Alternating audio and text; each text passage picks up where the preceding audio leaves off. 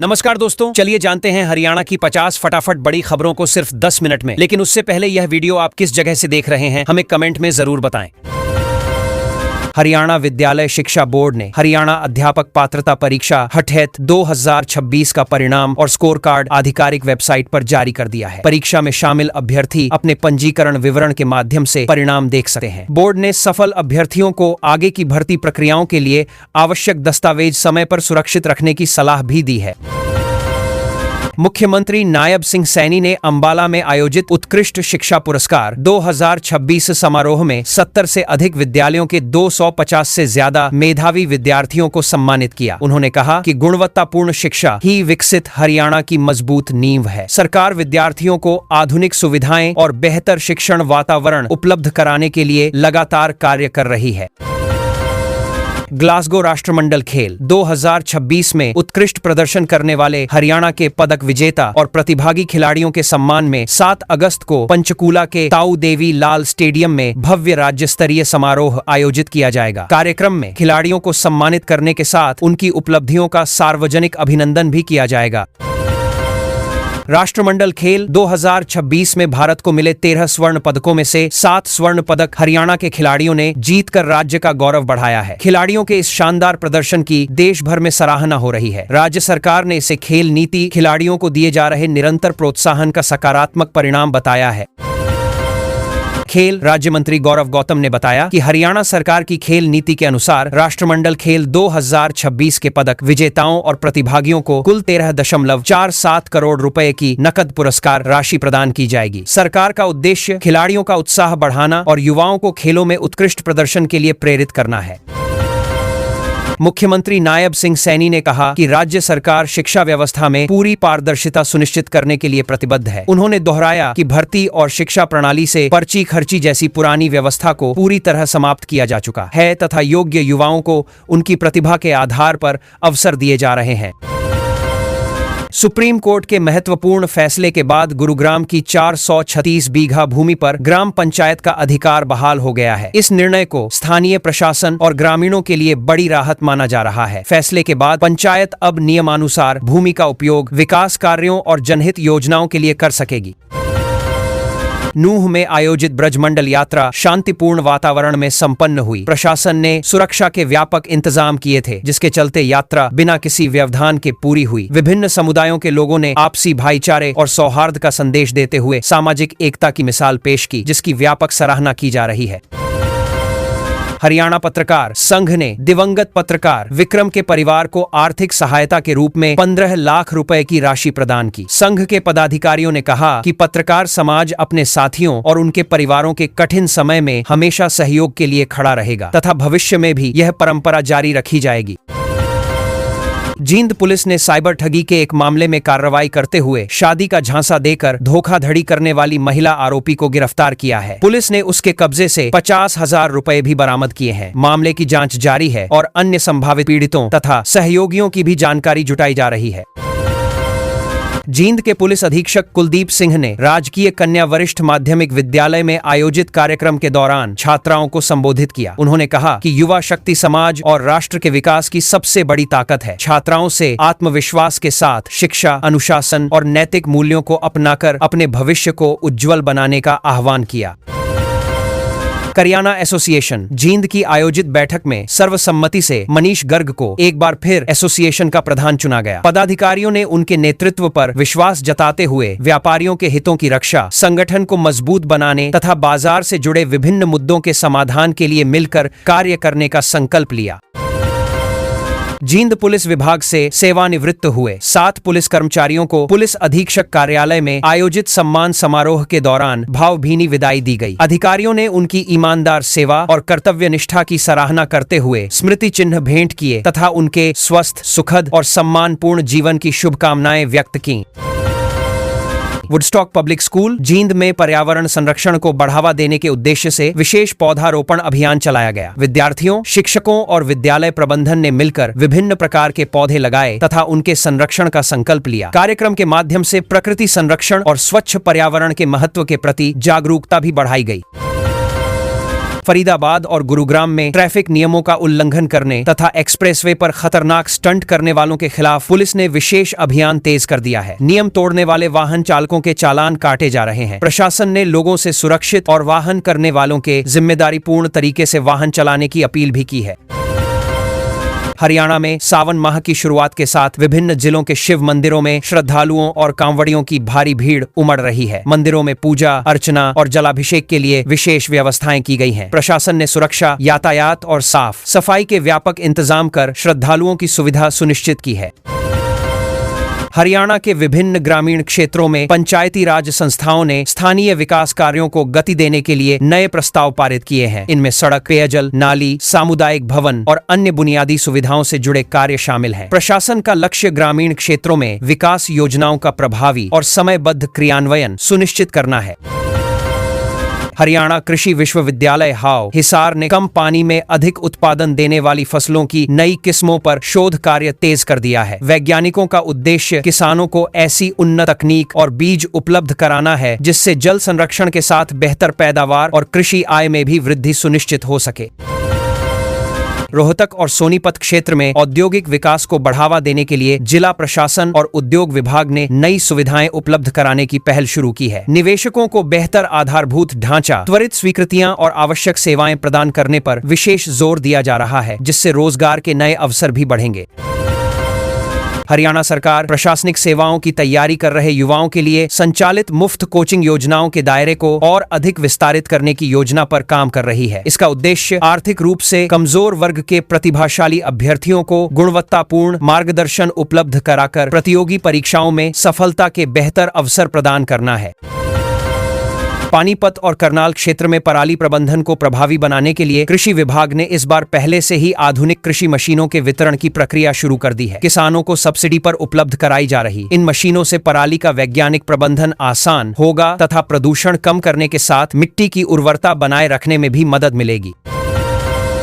पंचकूला और चंडीगढ़ के आईटी पार्कों में सॉफ्टवेयर कंपनियों के विस्तार से हरियाणा के युवाओं के लिए रोजगार के नए अवसर तेजी से बढ़ रहे हैं। राज्य सरकार तकनीकी क्षेत्र में निवेश को प्रोत्साहित कर रही है, जिससे आईटी उद्योग मजबूत होगा और स्थानीय युवाओं को अपने प्रदेश में ही बेहतर रोजगार मिलने की संभावना बढ़ेगी। राज्य के सरकारी स्कूलों में आधारभूत सुविधाओं को और मजबूत बनाने के लिए शिक्षा विभाग ने स्मार्ट कक्षाओं, कंप्यूटर लैब और अन्य संसाधनों की समीक्षा शुरू कर दी है। विभाग का उद्देश्य विद्यार्थियों को आधुनिक तकनीक आधारित शिक्षा उपलब्ध कराना तथा सरकारी विद्यालयों में शिक्षण की गुणवत्ता को लगातार बेहतर बनाना है। हरियाणा सहकारिता विभाग ने राज्य की सहकारी चीनी मिलों की पिराई क्षमता और रिकवरी रेट बढ़ाने के लिए आधुनिक तकनीकों को अपनाने का निर्णय लिया है। इस पहल से चीनी उत्पादन में सुधार होगा। इस बहाने मिलों की कार्यक्षमता बढ़ेगी तथा गन्ना किसानों को भी बेहतर सुविधाएं और समय पर भुगतान सुनिश्चित करने में सहायता मिलेगी। गुरुग्राम और फरीदाबाद महानगर विकास प्राधिकरण ने मानसून के दौरान जलभराव की समस्या से निपटने के लिए ड्रेनेज सिस्टम को दुरुस्त करने का कार्य पूरा कर लिया है। नालों की सफाई और जल निकासी व्यवस्था को मजबूत बनाया गया है ताकि भारी बारिश के दौरान नागरिकों को किसी प्रकार की असुविधा का सामना न करना पड़े। भिवानी की महिला मुक्केबाजों ने राष्ट्रमंडल खेल 2026 में शानदार प्रदर्शन करते हुए एक बार फिर जिले को मिनी क्यूबा की पहचान दिलाई है। खिलाड़ियों की उपलब्धियों से पूरे प्रदेश में खुशी का माहौल है। खेल विशेषज्ञों ने इसे हरियाणा की मजबूत खेल संस्कृति और उत्कृष्ट प्रशिक्षण व्यवस्था का परिणाम बताया है। मुख्यमंत्री नायब सिंह सैनी ने युवाओं से आह्वान किया है कि वे प्रधानमंत्री नरेंद्र मोदी के वर्ष 2047 तक विकसित भारत के लक्ष्य को साकार करने में सक्रिय भूमिका निभाएं। उन्होंने कहा कि शिक्षा, नवाचार, कौशल विकास और सामाजिक जिम्मेदारी के माध्यम से युवा राष्ट्र निर्माण में महत्वपूर्ण योगदान दे सकते हैं।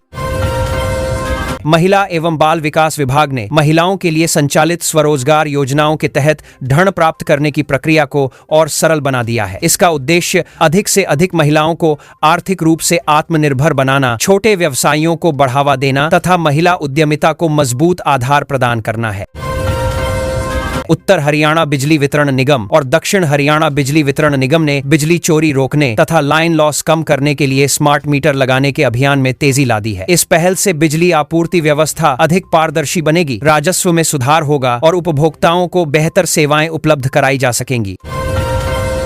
अंबाला छावनी में चल रहे विकास और सौंदर्यीकरण कार्यों की प्रगति का स्थानीय प्रशासन लगातार निरीक्षण कर रहा है। अधिकारियों ने संबंधित विभागों को निर्धारित समय सीमा के भीतर सभी परियोजनाएं पूरी करने के निर्देश दिए हैं ताकि नागरिकों को बेहतर आधारभूत सुविधाएं और स्वच्छ एवं व्यवस्थित शहरी वातावरण उपलब्ध कराया जा सके। हरियाणा सरकार युवाओं में नवाचार और उद्यमिता को बढ़ावा देने के उद्देश्य से गुरुग्राम और पंचकूला में नए स्टार्टअप इंक्यूबेशन सेंटर स्थापित कर रही है। इन केंद्रों के माध्यम से युवा उद्यमियों को आधुनिक संसाधन, विशेषज्ञों का मार्गदर्शन, प्रशिक्षण तथा निवेशकों से जुड़ने के अवसर उपलब्ध कराए जाएंगे, जिससे प्रदेश में स्टार्टअप संस्कृति को नई गति मिलेगी।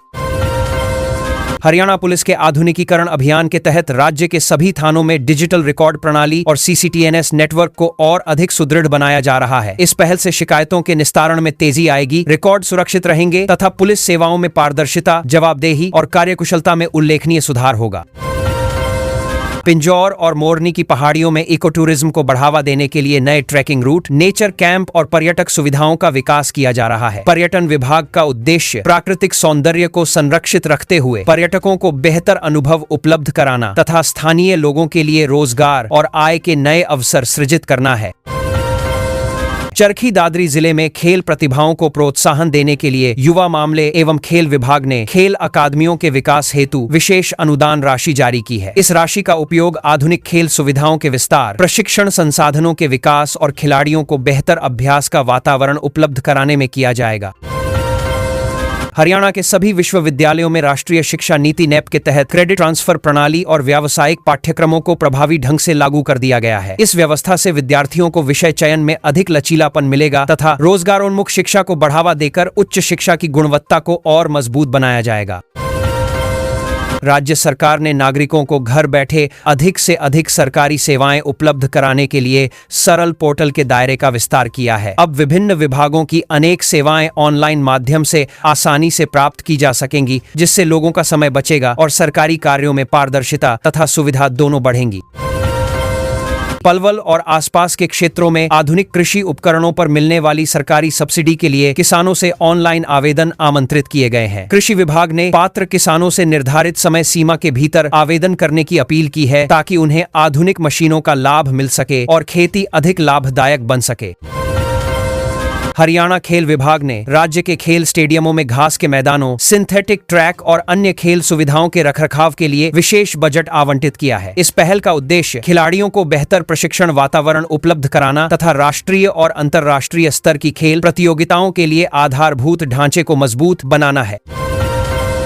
पंचकूला में आयोजित होने वाली राज्य स्तरीय प्रदर्शनियों में हरियाणा के पारंपरिक हस्तशिल्प और हथकरघा उत्पादों को विशेष रूप से प्रदर्शित किया जा रहा है। इस पहल का उद्देश्य स्थानीय कारीगरों को बेहतर बाजार उपलब्ध कराना, उनकी आय बढ़ाना तथा राज्य की समृद्ध कला और सांस्कृतिक विरासत को राष्ट्रीय स्तर पर नई पहचान दिलाना है।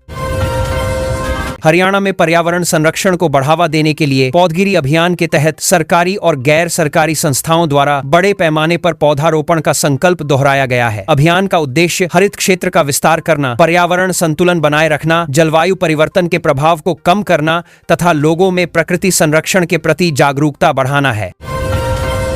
कुरुक्षेत्र विकास बोर्ड ने आगामी अंतर्राष्ट्रीय गीता महोत्सव की तैयारियों को लेकर विस्तृत रूपरेखा तैयार करना शुरू कर दिया है। देश विदेश से आने वाले श्रद्धालुओं और पर्यटकों के लिए बेहतर आवास, यातायात, सुरक्षा, स्वच्छता और अन्य सुविधाएं उपलब्ध कराने पर विशेष ध्यान दिया जा रहा है ताकि आयोजन भव्य और सफल बनाया जा सके। यमुनानगर और कैथल जिलों में लकड़ी आधारित उद्योगों तथा प्लाईवुड मिलों के सुचारू संचालन के लिए पर्यावरण मानकों का सख्ती से पालन कराया जा रहा है। संबंधित विभाग नियमित निरीक्षण कर रहे हैं ताकि औद्योगिक विकास के साथ पर्यावरण संरक्षण भी सुनिश्चित हो और प्रदूषण नियंत्रण के सभी नियम प्रभावी ढंग से लागू रह सकें।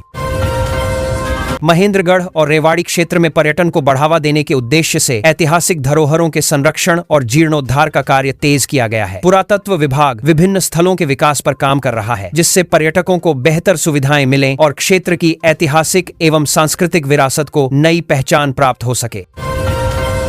सिरसा और फतेहाबाद क्षेत्र में नहरों के अंतिम छोर तक सिंचाई का पानी पहुंचाने के लिए व्यापक प्रबंध किए गए हैं। सिंचाई विभाग लगातार निगरानी कर रहा है, जिससे किसानों को समय पर पर्याप्त पानी मिल सके। इस व्यवस्था से फसलों की सिंचाई आसान होगी और कृषि उत्पादन बढ़ाने में भी मदद मिलेगी। हरियाणा विद्यालय शिक्षा बोर्ड ने हरियाणा अध्यापक पात्रता परीक्षा हठेत 2026 का परिणाम और स्कोर कार्ड आधिकारिक वेबसाइट पर जारी कर दिया है। परीक्षा में शामिल अभ्यर्थी अपने पंजीकरण विवरण के माध्यम से परिणाम देख सकते हैं। बोर्ड ने सफल अभ्यर्थियों को आगे की भर्ती प्रक्रियाओं के लिए आवश्यक दस्तावेज समय पर सुरक्षित रखने की सलाह भी दी है।